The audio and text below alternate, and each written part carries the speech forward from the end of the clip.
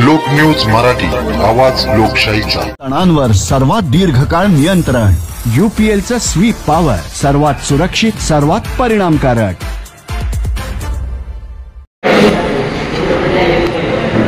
One विभाग कोल्हापूर आणि सांगली कृषी उत्पन्न बाजार समिती यांच्या संयुक्त विद्यमानं सांगलीतील वसंतदादा मार्केट यार्डमध्ये वसंतदादा सभागृहामध्ये 19 ते 23 सप्टेंबर या कालावधीमध्ये फळ महोत्सवाचं आयोजन केलेलं आहे आणि विशेषतः ड्रॅगन महोत्सव हे या महोत्सवाचं आकर्षण आहे। अगदी जिल्ह्यातले संभाजी कोडक असतील, सचिन महाडिकर, सचिन गायकवाड, संभाजी पाटील, विजय मोरे, हे सगळे जिल्ह्यातले जे चांगले शेतकरी आहेत त्या सगळ्या शेतकऱ्यांनी आपलं ड्रॅगन, पेरू, डाळिंब, सीताफळ ही फळं यामध्ये विक्रीसाठी उपलब्ध केलेली आहे। आणि सांगली शहरातल्या सगळ्या ग्राहकांना माझी विनंती आहे, अतिशय कष्टानं आमच्या जिल्ह्यातल्या शेतकऱ्यांनी आपली उत्पादनं तयार केलेली आहेत आणि ती या फळ महोत्सवामध्ये आणलेली आहे। तर सगळ्या ग्राहकांना, सांगली, मिरज, कुपवाड आणि जिल्ह्यातल्या सगळ्या दर्दी ग्राहकांना माझी विनंती आहे की या